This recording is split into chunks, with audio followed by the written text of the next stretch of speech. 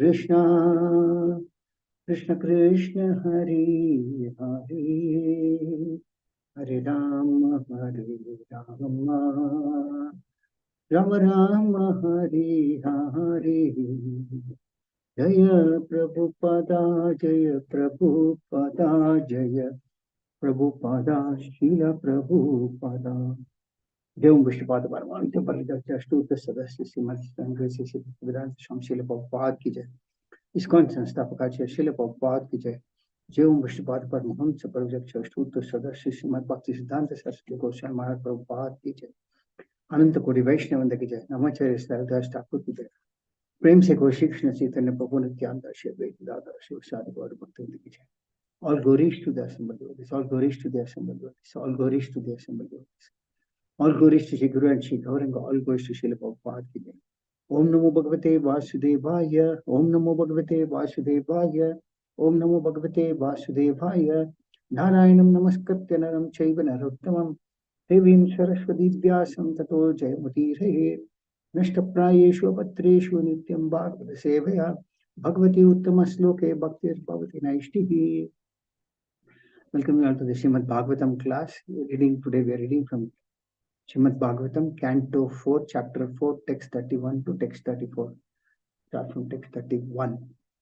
Vadattevam jane satya drishtvasu tyagam adbhutam daksham tat parsada hantum udatishtan udayudaha. Translation Srila Prabhupada ki jai.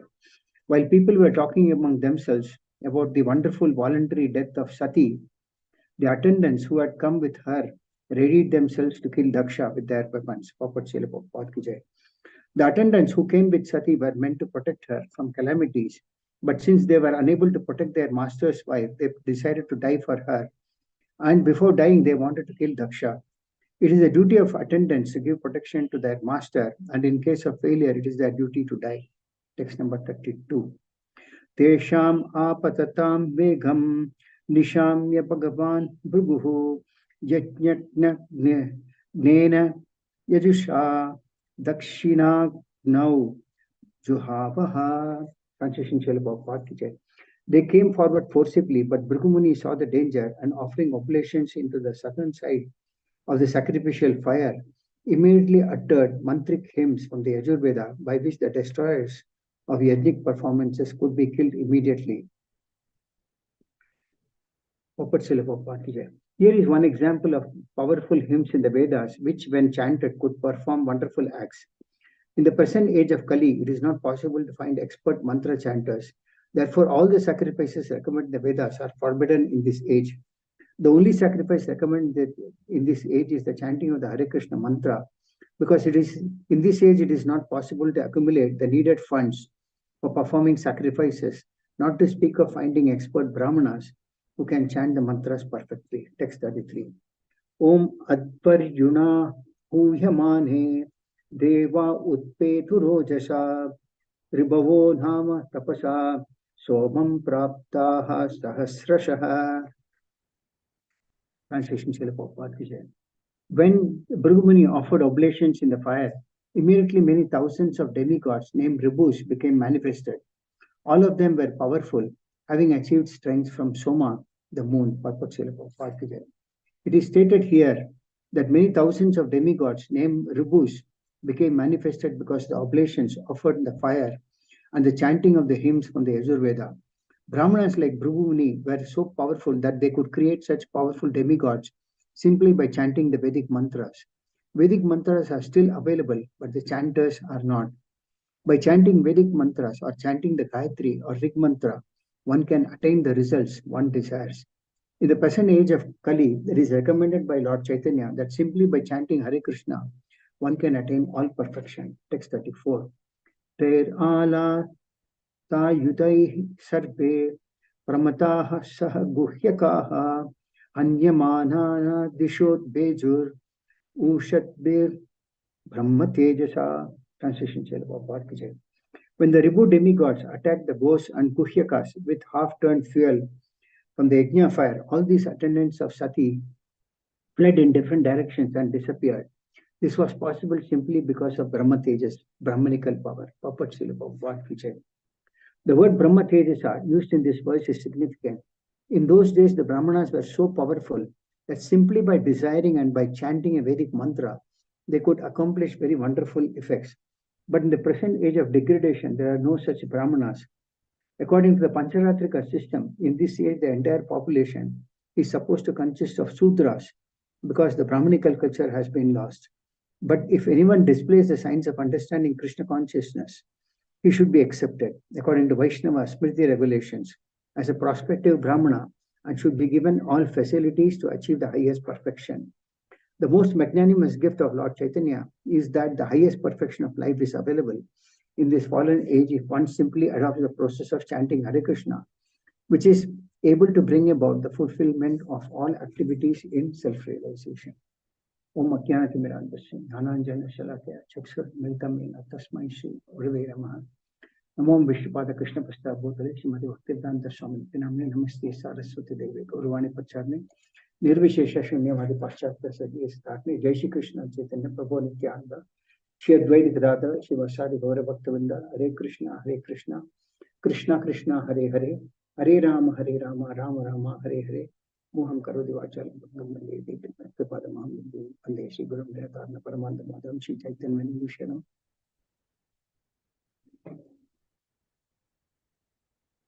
Hare Krishna. Sorry, we got a bit delayed. The connection problem.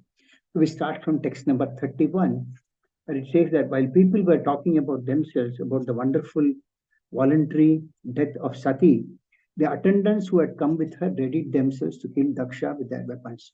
So we see that how Sati came with her, the followers of Lord Shiva, and she decided to give up her body, and as she was giving up her body, the followers of Lord Shiva realized that the purpose for which they came was to protect Sati, but she left the body.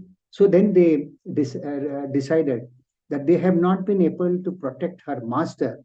So it is better that they also leave the body. So, but they thought that before they leave the body, let them at least kill Daksha. So it is a duty of all the Kshatriyas to protect their master. And in case if they fail to protect their master, they should die. They should leave the body. So running off the Kshatriyas from the battlefield is not recommended in the Shastras. So either they should fight and win or they should leave their bodies. So in the text number 32, it is mentioned that they came forward forcibly, but Bhrugumuni saw the danger and offering oblations into the southern side of the sacrificial fire, immediately uttered mantric hymns from the Yajurveda by which the destroyers of yajnik performances could be killed. So Bhrugumuni was a great powerful devotee of the Lord, great rishi. So he saw all these followers of Sati chasing him. And when he saw that, immediately he started offering oblations in the sacrificial fire by chanting the mantras from the Vedic hymns, from the Yajurveda, by which performance he could kill the followers of Lord Shiva immediately. So the point is that the Vedas have Yajurveda, Samaveda, Dhanurveda, and so forth, so many different sections, of which this Yajurveda is one. And it has got basically mantras. By chanting of these mantras, if a Brahmana can recite the mantras properly and effectively, it can fulfill one's desire, whatever desire they had. This was possible in the other ages, but definitely in Kali Yuga, we see that it is not recommended. So most of these mantras are generally Karmakanda related. When I say Karmakanda related, you have this desire, you chant this mantra. And if you chant it properly, then your desire is fulfilled. You have some other desire, you chant the recommended mantra as per the Yajurveda, and then your desire is fulfilled. But in the Kali Yuga, we see that all these are forbidden because there are two things. One is for the sacrificial fire. It requires purity of the person, of the Brahmanas, who can chant properly without any remuneration. I mean, they cannot demand a remuneration, unlike we see in Kali Yuga, that Brahmanas, the first thing, if you want to do a ritual, the first thing they will do is they will ask you a donation. They won't even say donation, they will say this much will be charged from you. But the moment a Brahmana demands a donation, the purpose for which a ritual is being performed is destroyed.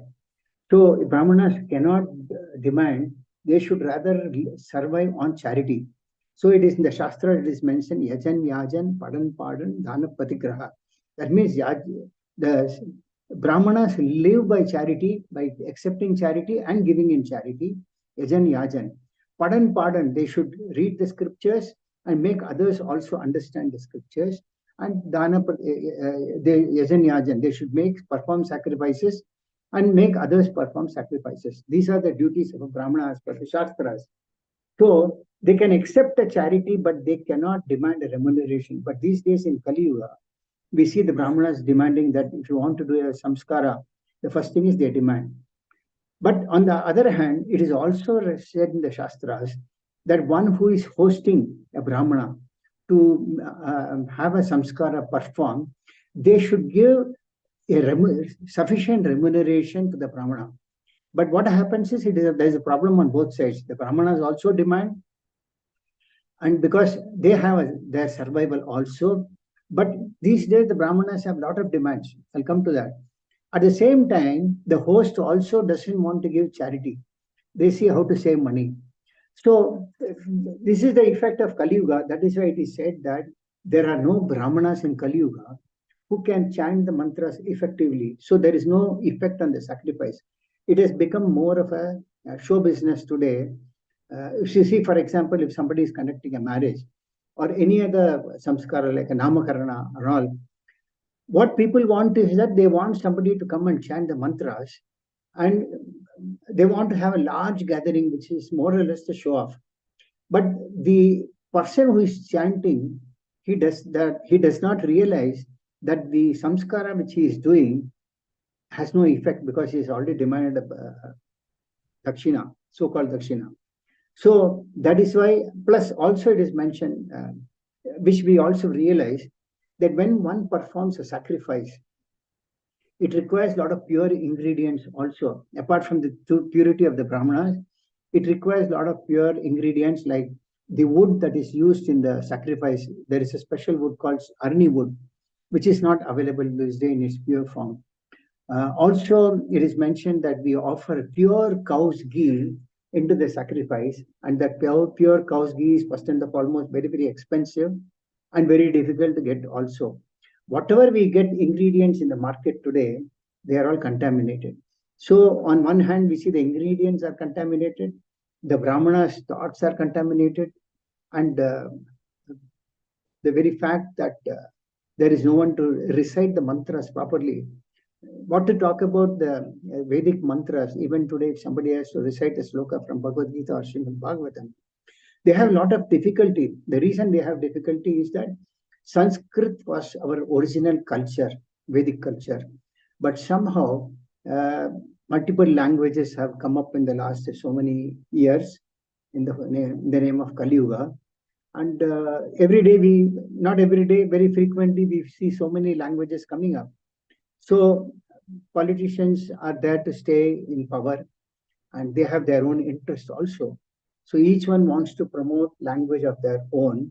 In the process, Sanskrit has lost its value.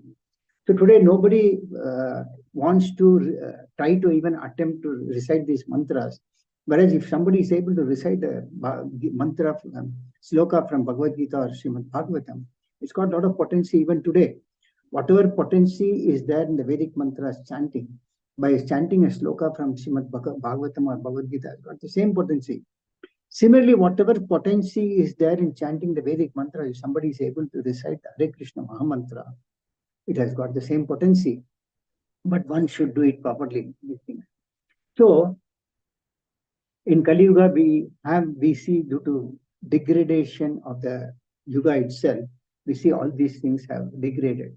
That is why the Shastras recommend that one should take up the process of chanting the Hare Krishna Mahamantra.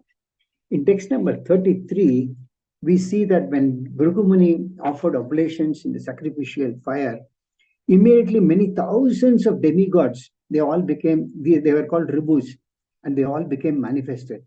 And all of them were very, very powerful, and they got the strength from Soma, the moon god. So we'll understand some important points from this sloka. One is that, like I mentioned, the Brahmanas were very, very powerful because they were so fixed in that recitation of the mantras. Forget about the remuneration part of it. The very fact that their mind was focused totally on recitation of the mantras, they did not have to even, and their intelligence was very, very high. So they chanted the mantras properly. And another important point is that the sacrificial fire, we call it yajna. So yajna means sacrifice, which means we offer an energy in the sacrifice to a higher personality, maybe demigods, maybe the supreme personality of Godhead. And these things require time, money, pure ingredients, etc. But what happens is that even now, as we see, every living entity has got a tendency to enjoy whatever he sees or whatever he feels like. I am the Lord of all that I see. This is a tendency of all the living entities. So everyone has got a false ego in themselves. And in order to give up this false ego, somewhere something has to be done. So that is why this sacrifice or yajna was established. So by performance of this yajna, we can give up our false ego and we can become self-disciplined and we can be obedient. So because we are selfish, we have to take up. My volume is right. Is the volume problem for everybody? My volume is full. So check at your end if there's an issue. So nowadays we see that because we are selfish. It is clear, Prabhuji. Okay, Mate, I'll continue. So whoever is having a problem, try again. Maybe, I don't know, it may be at your end. So because we have a tendency to enjoy everything we have to give up that false ego as long as we are in this material world.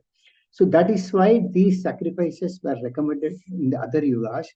Now, the sacrifice, Lord himself says in Bhagavad Gita that one has to perform yajna without performance of yajna, but to whom the sacrifice should be performed, that should be understood. Now, Lord himself says in Bhagavad Gita, chapter 5, text 29, Bhoktaram yajna tapasam sarvaloka maheshwaram suhridam sarvabhutaram nyatma mam shantim richati. The translation says, a person in full consciousness of me, knowing me to be the ultimate beneficiary of all sacrifices and austerities, the Supreme Person, Lord of all planets and demigods, and benefactor and well-wisher of all living entities, attains peace from the pangs of material miseries. So one who understands that I'm performing the sacrifice for the Supreme Personality of Godhead, because the Lord is the supreme enjoyer, he's Purusha, he's the supreme enjoyer and he's the supreme benefactor and the supreme well-wisher of all the living entities. So when one understands this concept of purpose, when performing the sacrifice, then he attains peace from the material miseries. Of course, the Lord also made provisions. Now, you see, there are so many types of living entities we see, each one with a different intelligence, with different thought process and so forth. So everybody does not believe in Krishna today, even today. So the Lord made arrangements that the sacrifice could be performed to the demigods also and other great personalities. For example, the Lord says in Bhagavad Gita 3:10, in the beginning of creation, the Lord of all creatures sent forth generations of men and demigods along with sacrifices for Vishnu. And he blessed them by saying, be thou be happy by this yajna, because its performance will bestow you everything desirable for living happily and achieving liberation. So like I mentioned, we all have ego, but if somebody doesn't want to perform sacrifice for the Supreme Lord, the Lord has given a facility that he can offer the sacrifice to the demigods or other great personalities, which also it's not the recommended thing in the Shastras, but permission is given because those who don't believe in the Supreme Lord, by offering it to the demigod, over a period of time, they may get purified. But if they get attached to that sacrifice, attached to that particular demigod, then in their life may go on by which they may be permanently in this material world itself. Another quote from Bhagavad Gita, chapter 3, text 14, it says, I'm reading the translation because of shortage of time. All living bodies subsist on food grains, which are produced from rains. Rains are produced by performance of yajna, and yajna is born of prescribed duties. So the sustenance for all the living entities is basically food grains, and these are produced by rains, and rains are produced by yajna. So as we see today, that the yajna process has changed. That means in Kali Yuga, the only process of deliverance is the chanting of the Hare Krishna Mahamantra. So we see that somewhere there is no rain. In fact, there was an article yesterday mentioning as to how in some places there is so much of rain, we see flood and landslide and all those things. And many places, most of the places, there is no rain at all. So this disturbance is basically because all the living entities, they want to enjoy. So even if by chance they perform sacrifice, they want to enjoy the fruits of that sacrifice. But Lord has facilitated that also, that you offer to the demigods. So if the demigods are pleased, they may accept that sacrifice. And by doing so, many times a genuine demigod might even the demigods can't give benediction to the living entity without the permission of Krishna.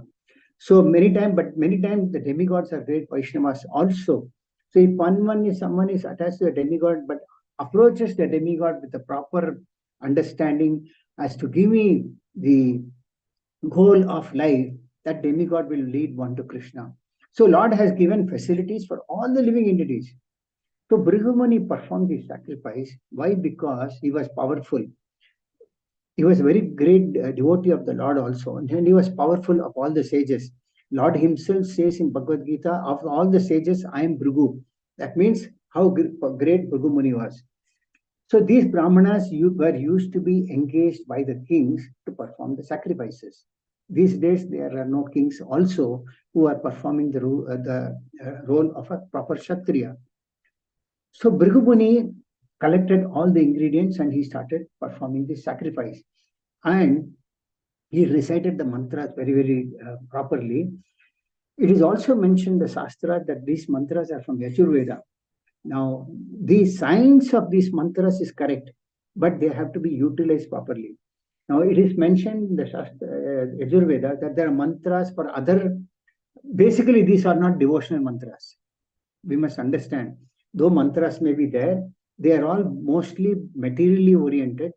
Plus, it has also brought many things like sub-material mantras. When I say sub-material, which normally materialistic people won't want to. They may want some opulence like wealth, family, house and all. But there are some subclass mantras like black magic, tantrics. These mantras are also there in the Yajurveda. So these mantras, people try and do it even today. I mean, I've seen many people getting into the black magic, tantrics and all those things. But one thing is that by reciting those mantras even today, there may be some effect. But the point is that if it is not recited or it is done with the wrong intention to bring harm to somebody, that harm will come back to them at some time or the other because they are utilizing it for a wrong purpose. So that is why it is said that the mantra has got a science. Mantra, the very meaning of mantra is by which one is delivered. So if one is misusing the mantras, it will backfire on them. So Bhrigu Muni could undertake this because apart from reciting these mantras and properly utilizing, bringing all the authentic, genuine ingredients into the sacrifice, pouring them nicely, reciting them, one has to take a lot of austerities. We will understand the necessity of these austerities. Austerities, mercy, truthfulness, and cleanliness. These are 4 principles of religion. So without performing austerities, one cannot perform sacrifices. And Bhrigu Muni, it is said that he had performed hundreds and thousands of austerities by which he attained what is called a Brahma Tejas, which is mentioned in the next sloka. I'll come to that a little later.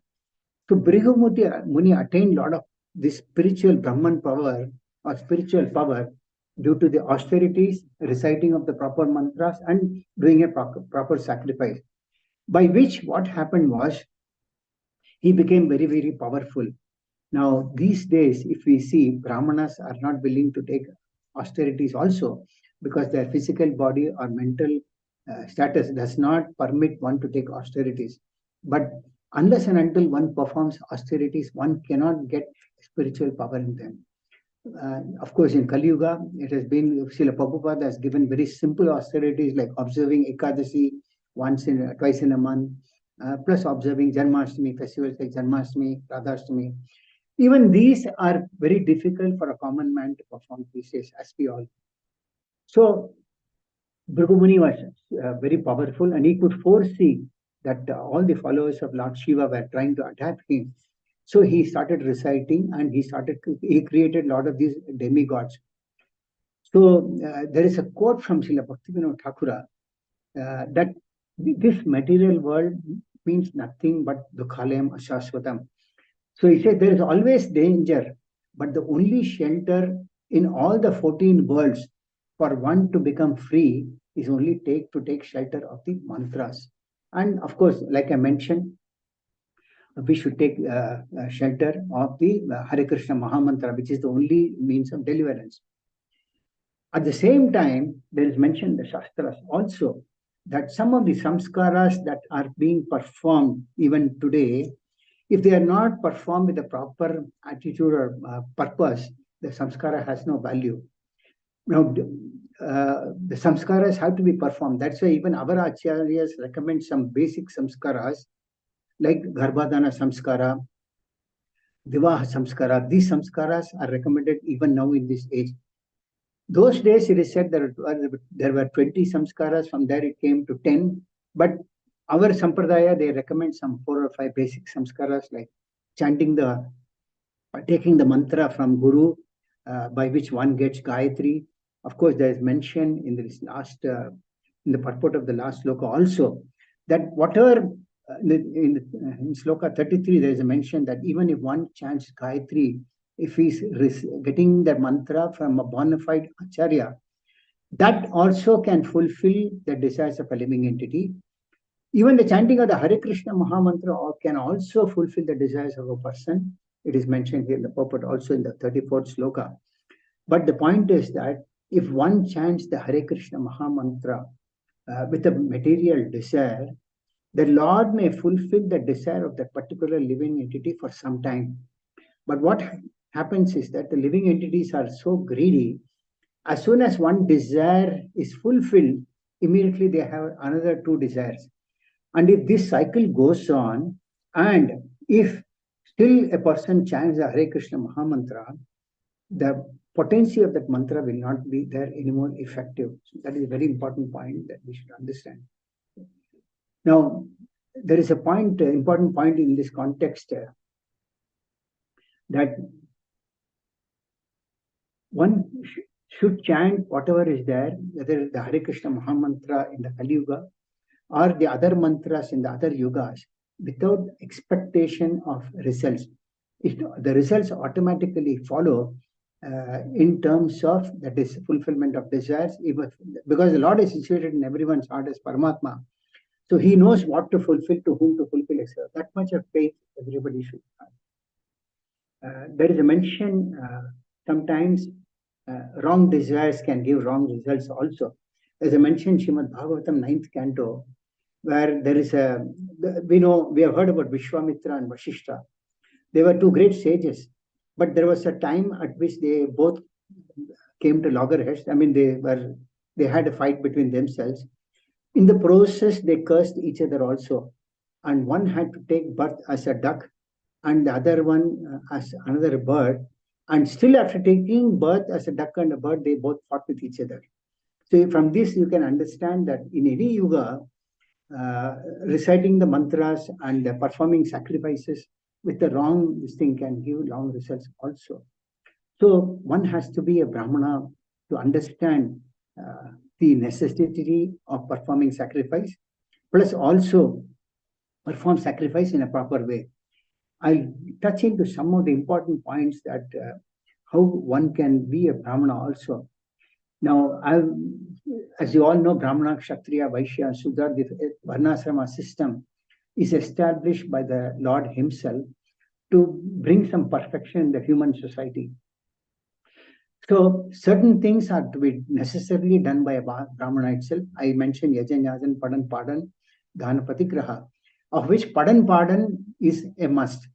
Now, Brahmanas, it is said in the Shastras, not reading Shastra are like roads in a rainy season filled with slush and garbage.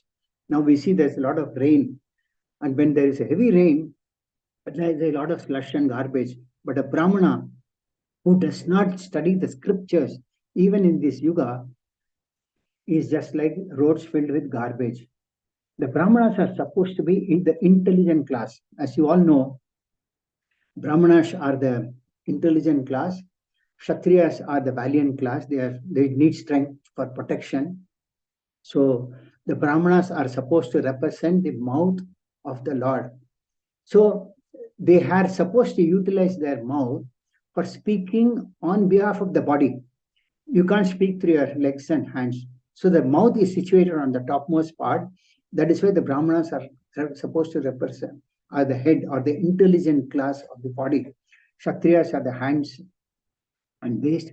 Vaishyas go down with the thighs, and the Shudras are the legs. Now we will understand about the Brahmanas. The Brahmanas are supposed to be in the intelligent class because Padan, first they have to read the Shastras. And by reading the Shastras, they are supposed to understand the Shastras. Once they understand, they are supposed to speak the Shastras to others and make the others as Brahmanas. Not that anybody becomes a Brahmana by birth. So Brahmanas are supposed to make the others as Brahmanas. Also, the Brahmanas are supposed to eat the foodstuff. Of course, everybody needs to satisfy their hunger. But the Lord eats the fruit of the sacrifice, and the Brahmana is supposed to offer sacrifice to the Lord, and other classes should join. So a Brahmana offers sacrifices. The Yajna is nothing but the Lord himself. One of the names of the Lord is Yajna Purusha. That means the Lord is the Yajna himself. So when we offer the sacrifice to the Lord, it is offering like offering the Lord to his mouth itself. So also, when the Brahmana eats that offering of the sacrifice, or when he gets the result of the sacrifice, he eats the foodstuff that are offered for the sacrifice. That is a Mahaprasadam. So what happens is that a Brahmana means one who eats, honors only Mahaprasadam, and he is not supposed to offer anything else. So the Brahmana is supposed to not only to glorify the Lord, but also educate the other people about the purpose of human life. And the people should know who is the Lord and what is the relationship of the Lord with the living entities. That is the purpose of reading the Vedas, whether it was for Satya Yuga or any other Yuga. The Brahmanas are supposed to be the intelligent class by which they can preach not only to glorify the Lord, but also have the common man understand the purpose of life. So it's also said that Brahmana, Kshatriyas, and Vaishyas do not accept any employment.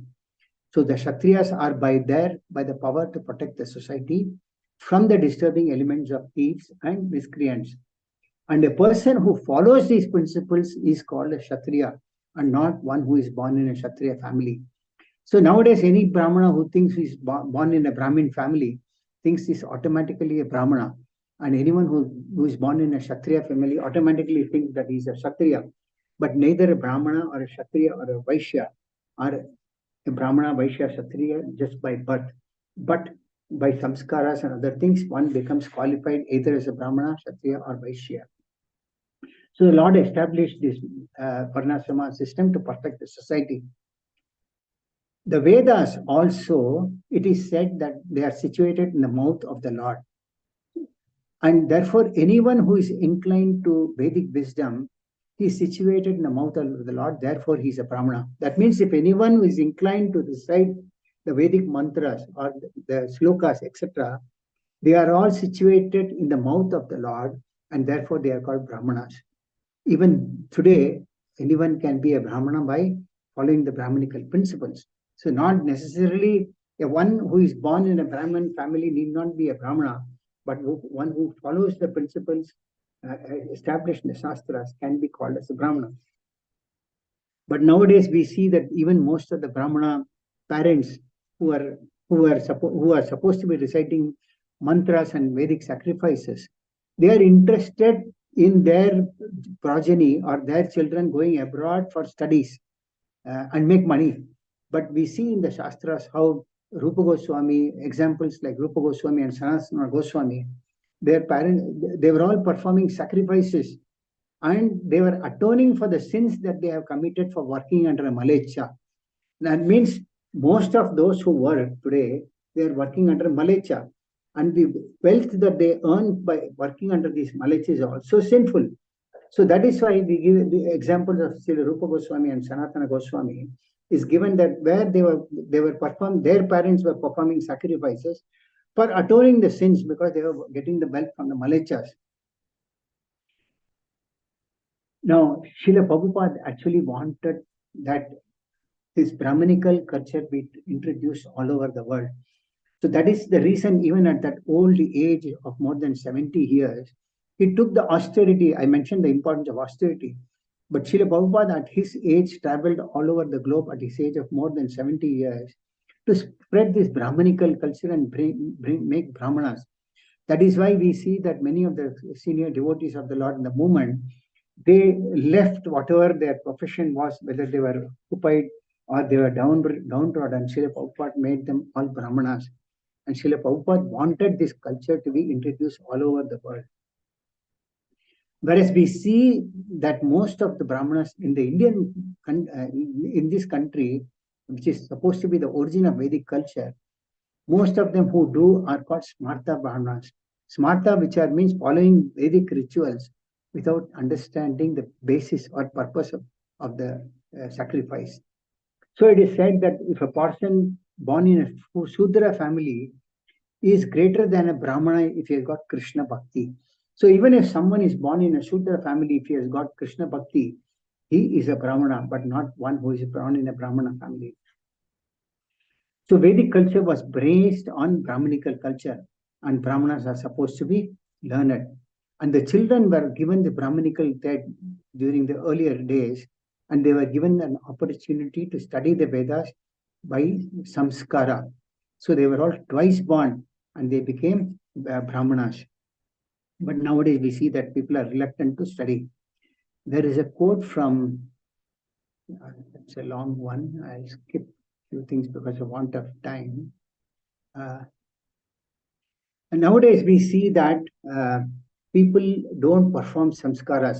Like I mentioned, if one does not perform Garbhadana samskara, which even my Guru Maharaja always insists that one must perform Garbhadana samskara, by which a child can be made twice born.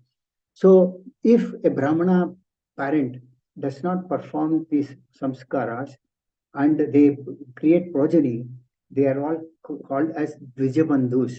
They are not those who perform samskaras are called, they are Brahmanas. But those who are not performing, they cannot be called as Brahmana, rather they are Shudra. That means even if a Brahmana parent who creates a progeny but he does not perform the Garbhadana samskara, the child is nothing but a Shudra.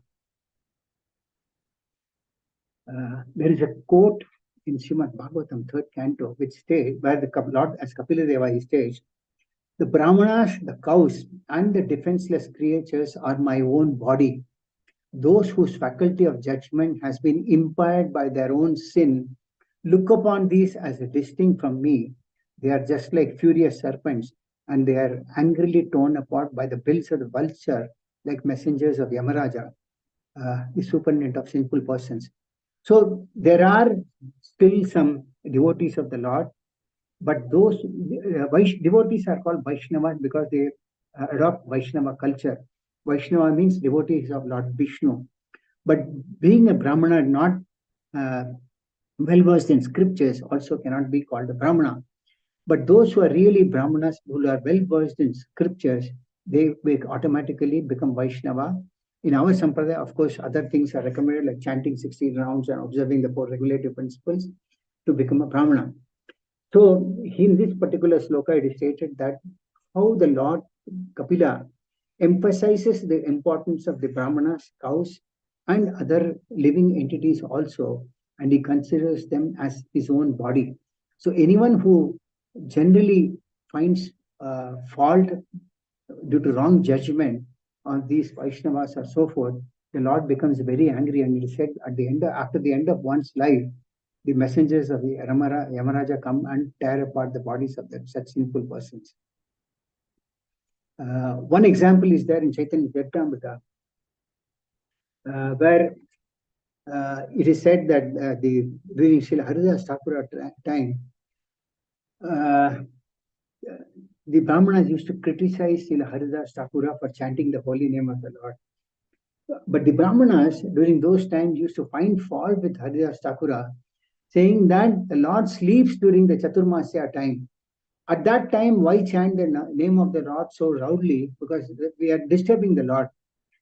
In fact, one Brahmana went to Haridas Thakur. He said that if you are chanting so loudly, there is no injunctions in the Shastras like that. So this was the understanding of the Brahmanas even during Sri Chaitanya Mahaprabhu's time. But Haridas Thakur quoted from the scriptures. He said that if one chants loudly, he gets 100 times more benefit. And he said, which is that scripture which says that you should not chant loudly?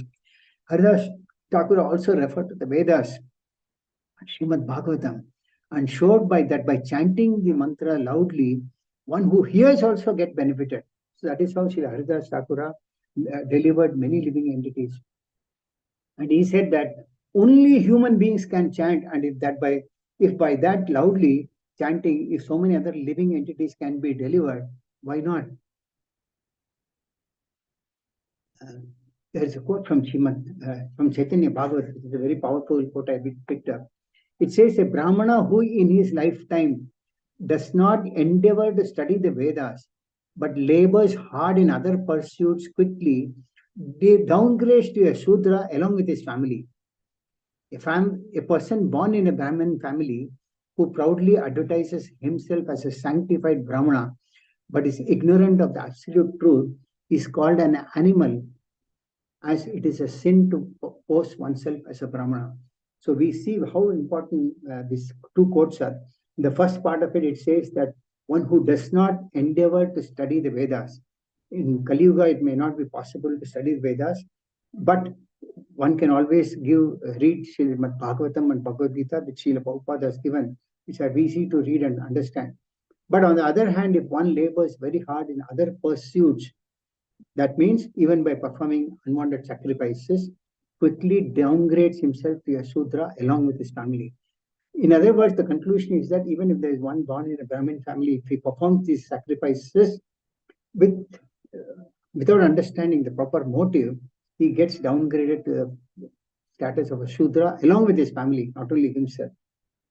But on the other hand, if there is a person born in a Brahmin family, advertises himself as a sanctified Brahmana, but is ignorant of the absolute truth, is also called an animal, because it is a sinful to pose oneself as a Brahmana. So we must understand from the importance of these courses, how important it is for oneself to even act as a Brahmana or pose oneself as a Brahmana. Before I conclude the class, I'll give two more quotes. Yes, quote from Mahabharata. When Brahmanas commit violence, speak lies, become greedy, earn livelihood by any of or all the means, and lose their purity by engaging in sinful activities, then they become degraded to Shudras. And one who is attached to eating all kinds of foods, performing all kinds of impure activities, deviant from Vedic culture, and ill-behaved is only a Shudra. So if one takes birth in a Brahmana family, but then if he eats whatever he wants for his sense enjoyment, and he earns livelihood by performing sinful activities, he is as good as a Shudra only. And Shastras mention that Janmana Jayate Shudra. That means by birth everyone is a Shudra only, but by performance of samskaras, one becomes a Brahmana. And there is also an example as to how in the Mahabharata we see that Ashwatthama became very powerful because he was son of a Brahmana. But because of a Brahminical background, he became powerful. But he misused the skills against the Pandavas. And because of that misuse, it created a lot of disturbance, and ultimately he had to suffer for it. Now, there is also, as mentioned in the Shastras, that the sound vibration, the chanting of the mantra, which I mentioned at the beginning of the class, has a lot of power because sound has itself has got a lot of power. So it is said that even demigods, they also recite, for example, it is said that Indra is very expert in singing the mantras. So the mantras have potency provided it is chanted properly and by proper brahmanas. And the result also can be achieved by that.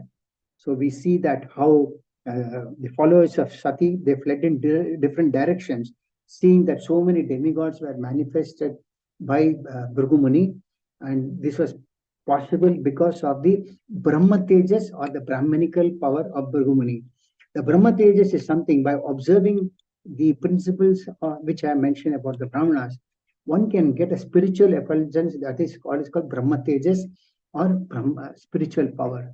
So Bhrigu Muni had this, and even today, if one is observing the Brahmanical principles, one can also get that spiritual effulgence. This is what is called Brahma Tejas.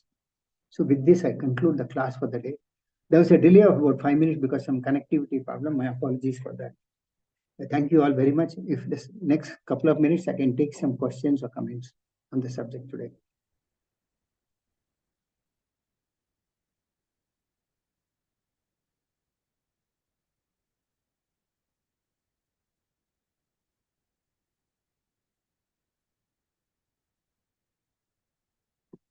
Does anyone have any questions, comments?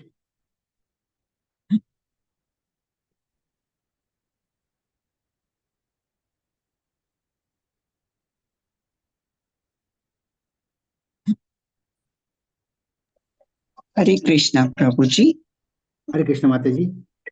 Actually, Bhagavatam verses, I recite in my mind only. Is it okay, or you want me to read loud? It's better to read loudly.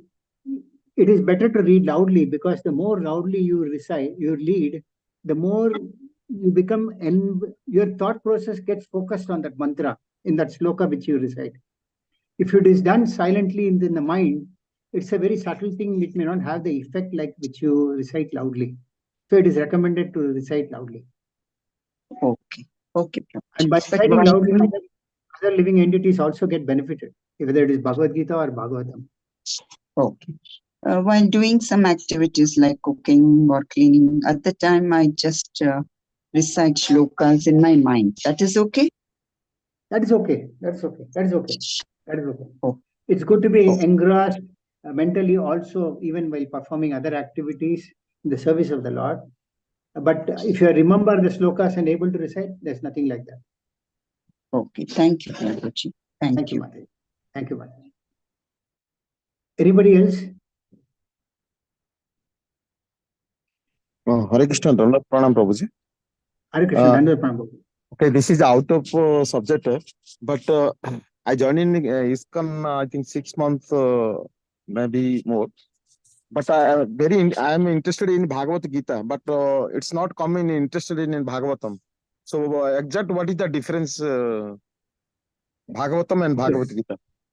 Okay. So it is Bhagavad out of Gita subject. No problem. I'll answer your question. Not an issue. Bhagavad Gita is the basic study. And the next advanced level is Srimad Bhagavatam. And further advancement is Chaitanya Charitamrita.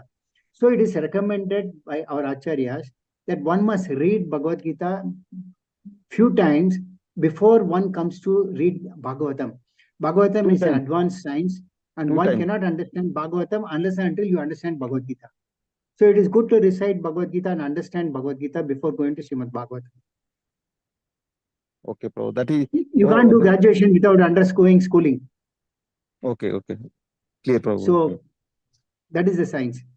Is it clear, Prabhu? Yeah, so Bhagavad Gita is a basic knowledge, Basic knowledge, and Bhagavatam is a higher study like a post-graduation. as a Like a postgraduate. graduation, sorry, graduation. Okay, okay, Prabhu.